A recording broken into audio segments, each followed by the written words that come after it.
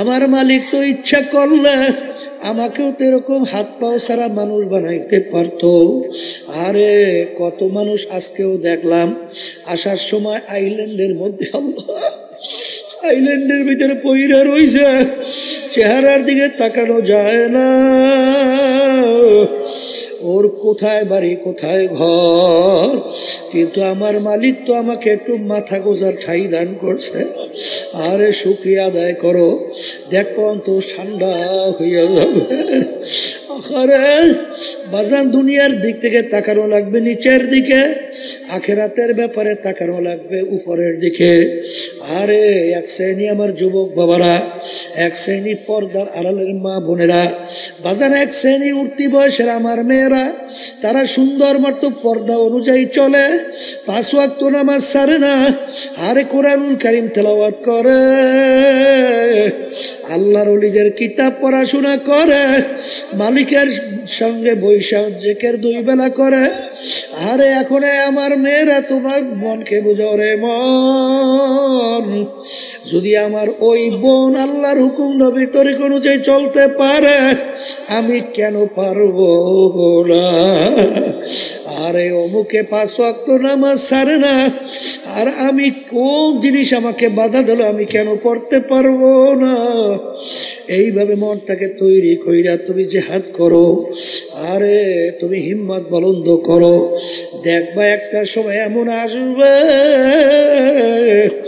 বাজান বোরকা পরার ভিতরে এমন মজা মাওলায় রাখবে, আরে নামাজের ভিতরে এমন মজা আমার মাওলা লাগাইয়া দেবে, মাওলার জিকিরের ভিতরে এমন মজা তোমাকে লাগাইয়া দেবে, দেখো অন্য জিনিসের ভিতরে মজা পাবা না। হে আমার যুবক বাবারা, আরে তুমি ঠিক মতো দাঁড়িয়ে রাখতে পারো না, তুমি সুন্নাত তরিকায় চলতে পারো না, তুমি আর এক যুবকের দিকে তাকাইয়া দেখো, আরে ও যদি এরকম ভাবে 5 ওয়াক্ত নামাজ পড়তে পারে, ঠিক মতো যদি রোজা রাখতে পারে, ঠিক মতো যদি সুন্নাত তরিকায় চলতে পারে, আমি কেন পারবো না? দিন পরিপূর্ণ, দিনের ভিতরে আমাদেরকে পুরো ঢুকতে হবে। এখন মুসলমান বলতেই তো মন চায়, দিনের ভিতরে পুরো ঢুকবে, পুরো মুসলমান হইয়া কবরে যাবে, চাই কি চায় না? কিন্তু আপনার আমার পিছনে শয়তান এবং নফস শত্রু হিসাবে সব সময় নেকের কাছে বাধা দেয় এবং গুনার কাছে উদ্বুদ্ধ করে। এই কথা ঠিক না ভাই? ঠিক। কারণ আল্লাহ রাব্বুল আলামিন কোরআনুল কারীমে শেষ সূরার ভিতরে বলে নাই, আল্লাযী ইউওয়াসউইসু ফি সুদুরিন নাস মিনাল জিন্নাতি ওয়ান নাস। এখানে 2 ধরনের শত্রু, একটা হইল জিন শয়তান বলেন, আর একটা মানুষ শয়তান বলেন, এই আর একটা হইল নফসে আম্মারা শয়তান। কথা ঠিক না ভাই? ঠিক। এখন বাজানদেরকে বলবো, আমরা তো দিনের পথে চলতে চাই, এরাই এই আমার কাছে দোয়া চায়, বলে হুজুর চাই তো দিনের পথে চলতে, গুনার থেকে ফেরতে, হুজুর পারি না, একটু দোয়া করে। একজন আজকে বলতে আছে, হুজুর নামাজ টামাজ কিছু ভালো লাগে না। তা আমি করি, তোর ভালো লাগে না, তাই ছাড়িয়ে দে, পড়িস না। কত বড় গর্দ, চিন্তা করিয়ে দেয়, ওর ভালো লাগে না এর জন্য পড়বে না। এই হাম্বু, তোর ভালো লাগুক বেড়া লোক, এটা আল্লাহর হুকুম করা লাগবে। কথা ঠিক না? ঠিক। ডাক্তারের কাছে গেছে, ডাক্তার প্রেসক্রিপশন করছে, এমন ঔষধ দিয়েছে, এমন তিতার তিতা, ও আমরে মুখে দেওয়াই যায়, ঝামেলা শেষ। এখন বলে তিতা ওষুধ খাবই, তোমার ডাক্তার কাছে যাইতে কইছে কেনা? এই জন্য বলে, কথা ঠিক না? তাই তুমি মুসলমান হইছো, আল্লাহ আল্লাহ রসুলের হুকুম মানতে ভালো লাগে না, বলাই যাবে না, লাগুক বা না লাগুক, জোর করিয়া আল্লাহর হুকুম রসুলের তরিক অনুযায়ী চলা লাগবে, ঠিক না? এখন এই শয়তান এবং নফস, আল্লাহ রাব্বুল আলামিন কোরআনুল কারীমে বলছেন, দুনিয়া এবং এই দুনিয়ার ভিতরে চাকচিক্যময়, তোমাদের কাছে এইভাবে উপস্থাপন করে শয়তান, করার পরে তোমাদের দেল মন ওদিকে ঝোঁকে, ঝোঁকার পরে ওদিকে তোমরা ঝুঁকে পড়ো। এই শয়তান তোমাদের প্রকাশ্যে জাহের বাহের শত্রু, এই শত্রু থেকে বাঁচা লাগবে। এই বাঁচার জন্য আল্লাহর জিকির বেশি বেশি করা লাগবে। কার জিকির? জোরে বলেন। বর্তমানে এক শ্রেণী বাইরেছে জিকিরের এমন শত্রু তো বাজে, মানে আল্লাহর থেকে সহ্যই করতে পারে না। সেদিনকার আমি যাবো এক মাহফিলে, এক জায়গায় এই আসুন না যে কোন নামাজ পড়লাম, এখন এই অনেক ছাত্ররা মাগরিবের পরে একটু জিকির করতে আসে, তাই হেইয়ের ভিতরে একজন বলে আলেম কোথার থেকে আসছে, ওখানে বারান্দায় নামাজ পড়ছে। নামাজ পড়ার পরে ওরে ক্ষিপ্ত বলে হইছে, বলে কিসের জিকির করো, পাইছো কইছো পাইছো কইছো, মানে মনে হয় খাইয়ে ফেলবে। ও জিকির শুনছে মনে হয় গায়ে আগুন ধরে দিয়েছে। জোরে বলে কথা ঠিক কিনা? আল্লাহর নাম শোনার পরে ওর কাছে তো ভালো লাগার কথা, কিন্তু ওর কাছে তো খারাপ লাগছে কেন? কারণ নাকি?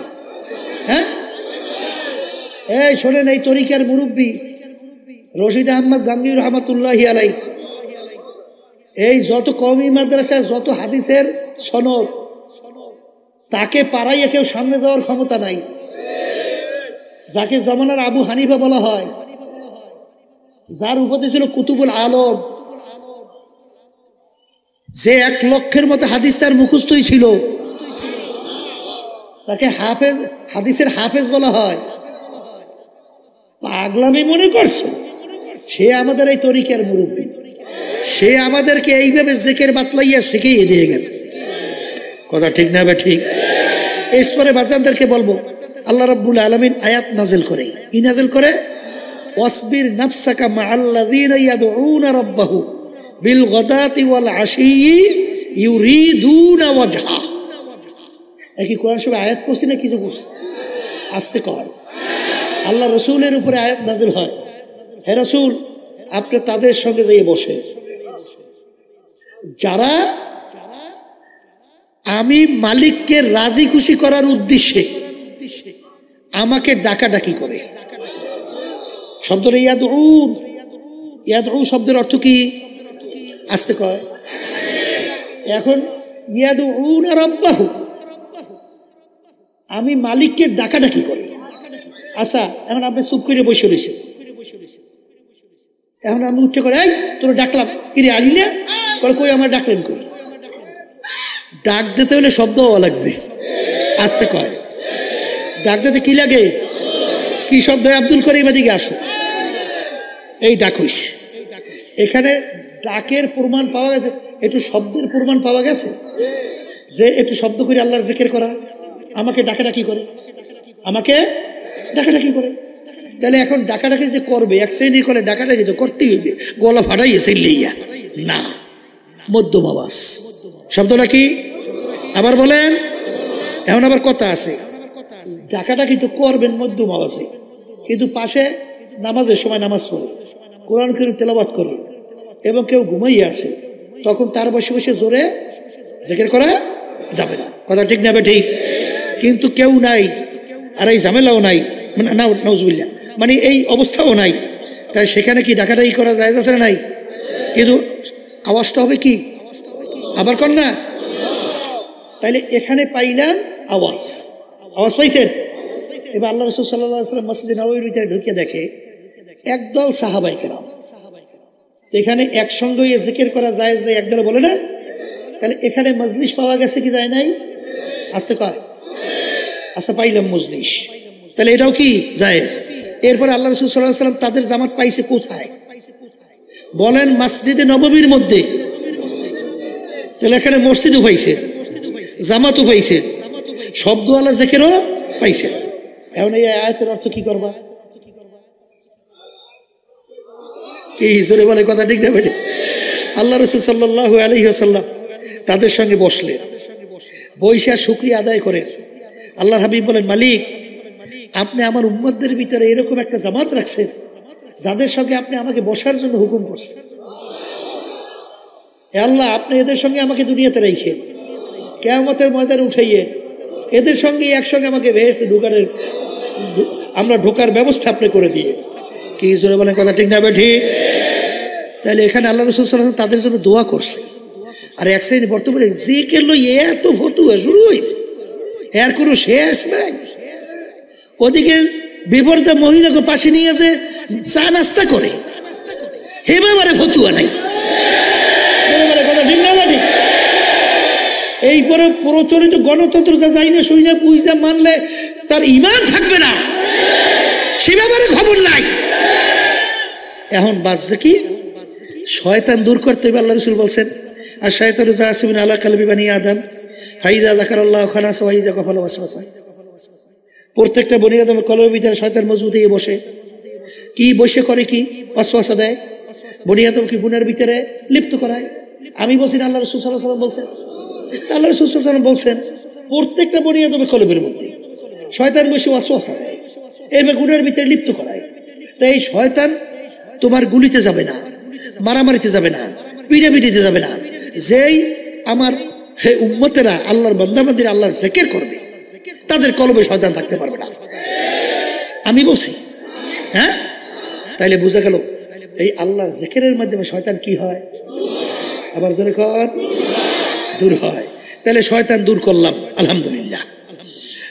এরপরে আরেকটা শয়তান কি কইছিলাম, মানুষ শয়তান। কোন মুখ খুললে বলেন? আমি বলছি না, আল্লাহ বলছে, আল্লাহ বলছে। এখন মানুষ শয়তান দূর করবেন কেমনে? ও তো নামাজে যায় না, ও তো জিকিরে যায় না, ও তো কোরআন করে তেলাওয়াতে যায় না। কারণ মানুষ শয়তান আপনার স্ত্রী হইতে পারে, আপনার মেয়েও হইতে পারে, আপনার ছেলেও হইতে পারে, আপনার স্বামীও হইতে পারে, আপনার আত্মীয় স্বজন হইতে পারে, আপনার দলের নেতা নেত্রীরাও হতে পারে। এক কথায় মানুষ শয়তান বুঝবেন কেমনে?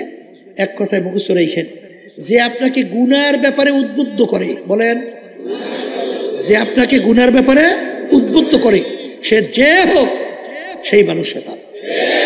কথা ঠিক না বেঠি? এই অনেকে মনে করেন আমার ছেলে, আমার মেয়ে, আমার অমুক, আমার দল, আমার নেতা নেত্রী। কিন্তু ভালো করে জানিয়ে রাখা লাগবে, ওই নূহ আলাইহিস সালাম তার ছেলে কেনান ছিল কাফের, কিন্তু যখন পানিতে ডুবাইয়ে ফেলায় তখন কিন্তু নূহ আলাইহিস সালাম বলছিলেন, মালিক আপনি তো বলছেন আপনি আমার আহালকে ধ্বংস করবেন না, কিন্তু আল্লাহ কি বলছিলেন, ও নূহ লাইসা মিন আহলি, কেনান তোমার সন্তান হতে পারে কিন্তু তোমার আহাল না। আল্লাহ রাব্বুল আলামিন আপনাকে আমাকে হুকুম করছেন, সাদিকিন বান্দাদের সঙ্গী হও। কিসের সঙ্গী হও? জোরে কর। এখন শয়তান এবং মানুষ শয়তান, আলহামদুলিল্লাহ তার থেকে বাঁচার জন্য চেষ্টা করতেছি, ঠিক না?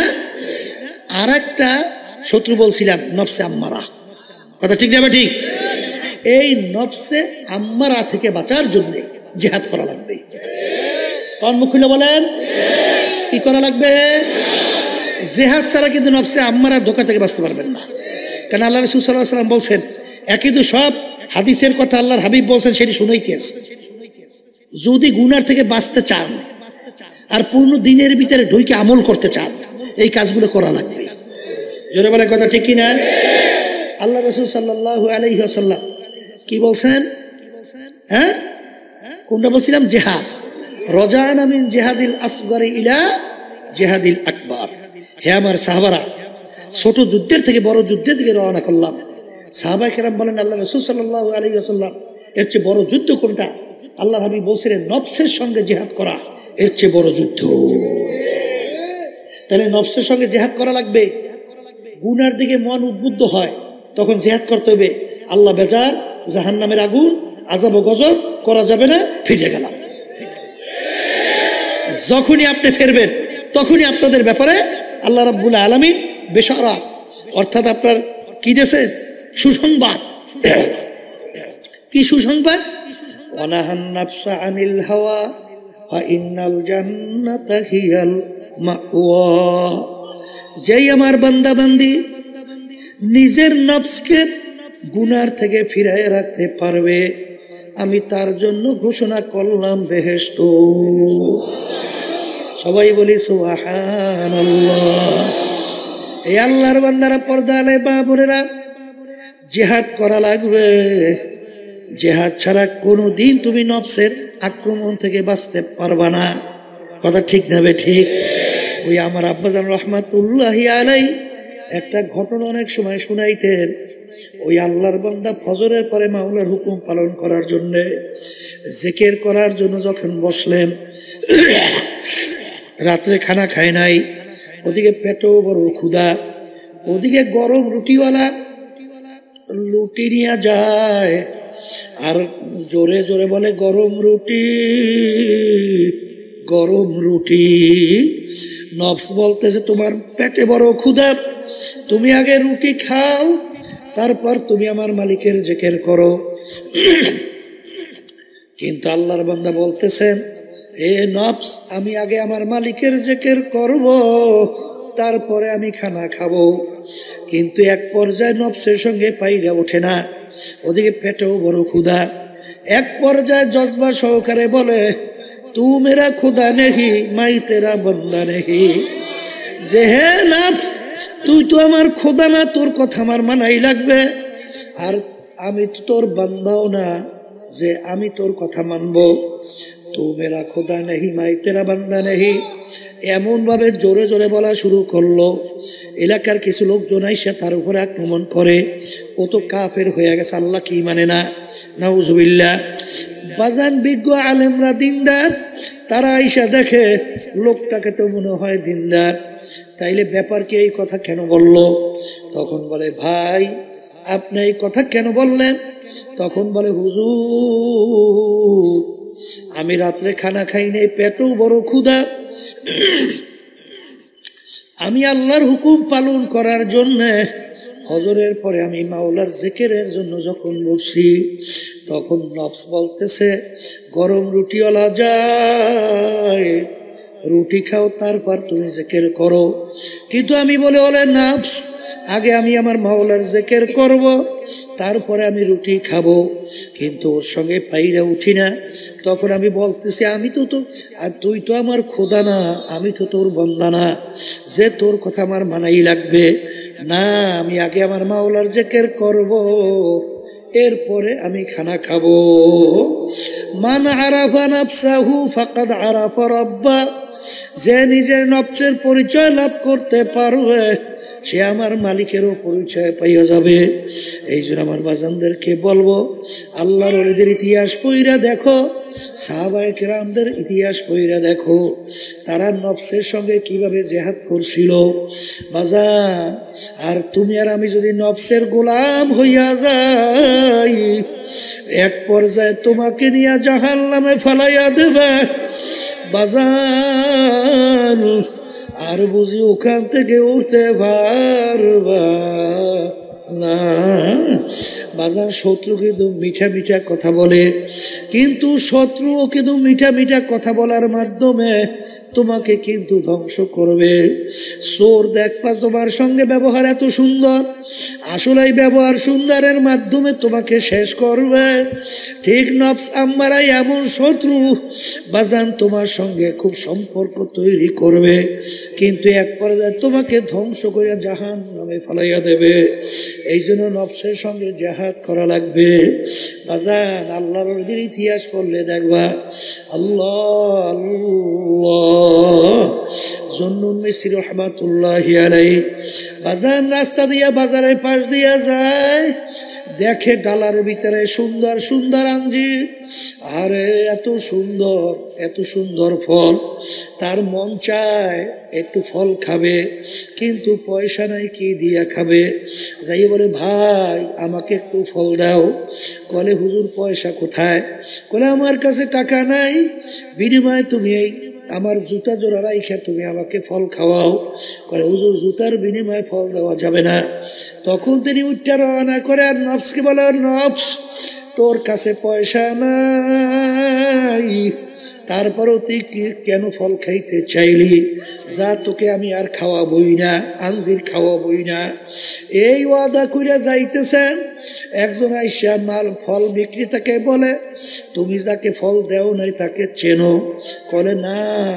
বলে, এই হারে এই জামানার ভিতরে বড় ওলি, তার নাম শুনছ?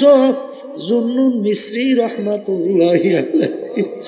এই কথা শুই না ফলের মালিক ডালা সহ তার পিছনে দৌড়ায়। গোলামকে বলে, গোলাম যাও যাও, যদি হুজুরকে তুমি ফল গ্রহণ করাইতে পারো তোমার জন্য পুরস্কার আজাদ।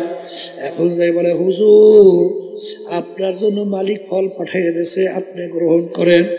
বলেন, বাজান না, আমি আমার নফসের সঙ্গে কসম খাইতে বলছি, তোর পয়সা নাই কেন তুই ফল খাইতে চাইলি? একদিন আমার বাজানরা আজকে একজনে বলে, হুজুর আমি বড় ঋণ হয়ে গেছি, আমার জন্য দোয়া করেন। কেন তুমি ঋণ হইলা? কলে হুজুর, কলে টাকা কোথায় গেল? কলে হুজুর খাইয়া ফেলছি। ওরে কপাল পোড়া, তোর নিজের টাকা নাই, অন্যের পয়সা ধার কইরা তুই খরচ কর। তুই কিসের দিনের বুঝ তোর ভিতরে দিল? কি দিনের বুঝ তুই বুঝলি? তোর ভিতরে এত কেন লোভ? আল্লাহু আল্লাহ। এই জন্য কিতাবের ভিতরে আসছে, বাজান আখিরাতের ব্যাপারে তাকানো লাগবে আল্লাহু আকবার নিচের উপরের দিকে, আর দুনিয়ার ব্যাপারে তাকানো লাগবে নিচের দিকে। এক শ্রেণী আমার রিক্সাওয়ালা বাজানরা, বাজান রাস্তা রিক্সা চালায়, ঢাকার ভিতরে দেখে অনেকে 10 তলা 5 তলা বিল্ডিং, তার কোনো শান শওকতের অভাব নাই। সে তো আফসুস করে আর বলে, আফসুস এরকম একটা 10 তলা বিল্ডিং তো আমার হইল না। আমি তো রিক্সাওয়ালা, রিক্সা চালাই, মাথার ঘাম পায়ে পড়ে। আরে এই আফসোসের মাধ্যমে তোমার 5 তলা বিল্ডিং কিন্তু হবে না, কিন্তু বরঞ্চ তোমার অন্তরে কষ্ট লাগতে থাকবে। কথা ঠিক না বে ঠিক? কিন্তু বাজান তুমি নিচের দিকে তাকাও, যে আরে আমি তো রিক্সা চালাই, আমার হাত পাও ভালো আছে, আমার মালিক তো অনেক মানুষ, তাদের হাত নাই পাও নাই। আরে তাদেরকে তো আমার মাওলা প্রতিবন্ধী আতুর বানাইছে, তারা মানুষের কাছে পেয়ালা নিয়ে হাত পাতে পয়সা চায়। আমার মালিক তো ইচ্ছা করলে আমাকেও তো এরকম হাত পাও ছাড়া মানুষ বানাইতে পারতো। আরে কত মানুষ আজকেও দেখলাম আসার সময় আইল্যান্ডের মধ্যে, আইল্যান্ডের ভিতরে পইরা রইছে, চেহারার দিকে তাকানো যায় না। ওর কোথায় বাড়ি কোথায় ঘর, কিন্তু আমার মালিক তো আমাকে একটু মাথা গোজার ঠাই দান করছে। আরে শুকরিয়া আদায় করো, দেখো তো ঠান্ডা হইয়া যাবে।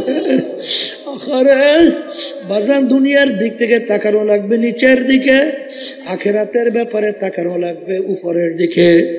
আরে এক শ্রেণী আমার যুবক বাবারা, এক শ্রেণী পর্দার আড়ালের মা বোনেরা, বাজান এক শ্রেণী উঠতি বয়সের আমার মেয়েরা, তারা সুন্দর মতো পর্দা অনুযায়ী চলে, 5 ওয়াক্ত নামাজ ছাড়ে না, আরে কোরআনুল কারীম তেলাওয়াত করে, আল্লাহর ওলিদের কিতাব পড়াশোনা করে, মালিকের সঙ্গে বৈশাখ জিকির 2 বেলা করে।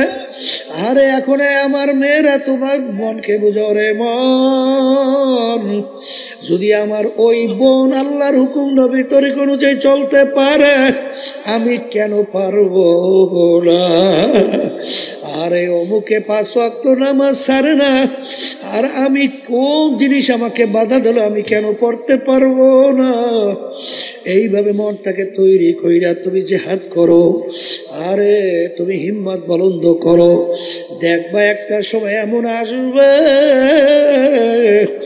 বাজান বোরকা পরার ভিতরে এমন মজা মাওলা রাখবে, আরে নামাজের ভিতরে এমন মজা আমার মাওলা লাগাইয়া দেবে, মাওলার জিকিরের ভিতরে এমন মজা তোমাকে লাগাইয়া দেবে, দেখো অন্য জিনিসের ভিতরে মজা পাবা না।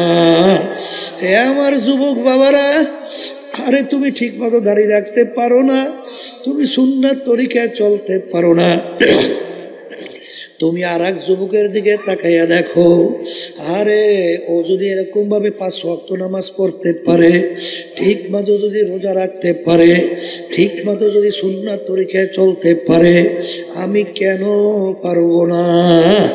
এইভাবে নিয়াত কইরা যদি তুমি চলো, আমার মালিক তো তোমার আমার দিকে তাকাইয়া আছে। আমার মালিক বলে, মান আতানি আমশি আতাইতু হারওয়ালা, বান্দা বান্দি আমাকে পাওয়ার জন্য তুই হাইটা রওনা করো, আমার রহমত দৌড় দিয়া যাইয়া তোকে আমার রহমতের কোলের ভিতরে জায়গা দিয়া দেব।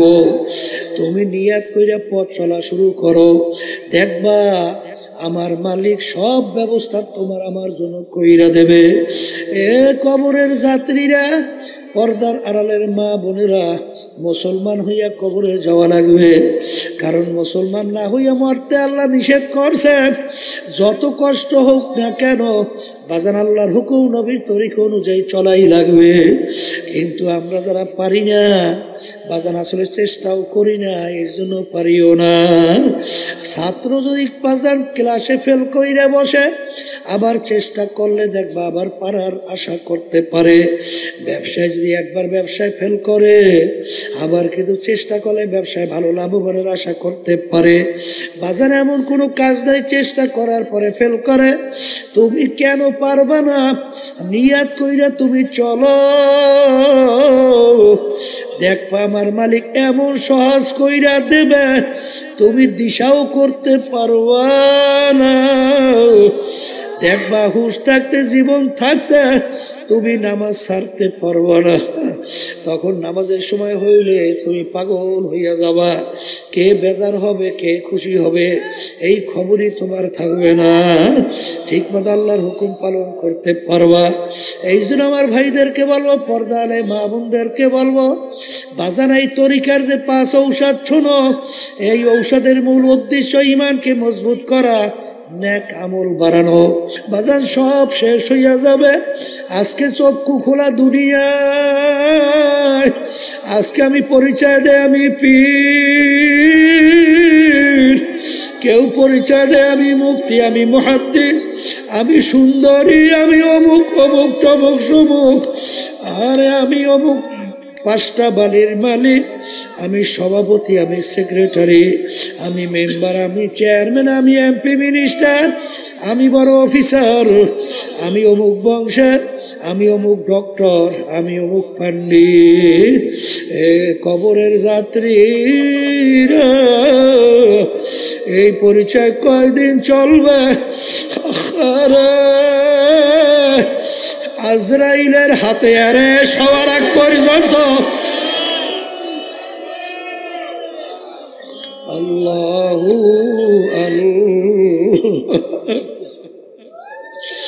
বাজান আজাতে অ্যারেস্ট হওয়ার আগ পর্যন্ত এই মাতুকবাড়ি সরদারি চলবে। কিন্তু আমার মালিকের হুকুম অনুযায়ী আজরাইল সালাতু ওয়াস সালাম যখন থাবা দিয়া বসবে, তখন তুমি তাকাইয়া দেখো কোথায় তোমার পীরগিরি, কোথায় তোমার মুফতিগিরি, কোথায় তোমার চেয়ারম্যান মেম্বার এমপিগিরি মিনিস্টারগিরি, কোথায় তোমার বড় বংশের, কোথায় তোমার বড় শিক্ষিত, কোথায় তোমার 5 তলা 10 তলা বাড়ি, কোথায় তোমার গাড়ি, কোথায় তোমার সুন্দরের মাতুক বাড়ি, কোথায় তোমার শিক্ষার গরম। এখন তাকাইয়া দেখো সাদা 3টা কাপড় দিয়া প্যাঁচ দিয়া ফেলায়, মাথার ভিতরে মাজার ভিতরে বান দিয়া প্যাকেট কইরা সোজা কইরা ফালাইয়া রাখে, কেমন দেখা যায়।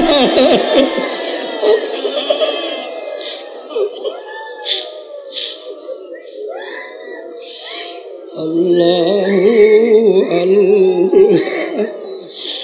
এখন তাকাইয়া দেখো, এখন তাকাইয়া দেখো একটা মশাও তোমাকে ভয় পায় না। আরে আমার দাদাজান রহমাতুল্লাহি আলাই তার কথা শুনছিলাম।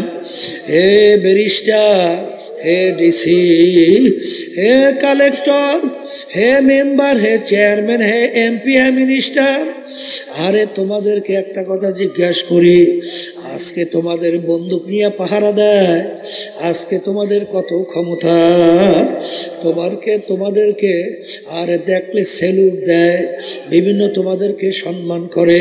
হে কালেক্টর, হে ডিসি, এমপি, মিনিস্টার, যদি তোমাদেরকে বন্দুক নিয়ে পাহারা দেয়, তোমাদেরকে স্যালুট দেয়, তোমাদেরকে জিজ্ঞাসা করি, তোমাদের কি ছোট একটা মশায় কি ভয় করে নাকি? করে না হুজুর, আমাদের মশায় ভয় করে না। এ কালেক্টর, হে জমিদার, হে হারে ধনী, হে টাকার মালিক, ক্ষমতার মালিক, আজকে সাধারণ দুনিয়া একটা মশায় তোমাকে ভয় করে না। আর যদি তুমি মুসলমান না হইয়া বেনমাজি হইয়া তুমি যদি আল্লাহর হুকুমের বিরুদ্ধাচরণ কইরা আল্লাহর হাবিবের তরিকার বিরুদ্ধাচারণ কইরা তুমি যদি কবরে যাও, ওই কবরে 99 সাপ, ওই কবরে 99 সাপ তোমাকে ভয় করবে।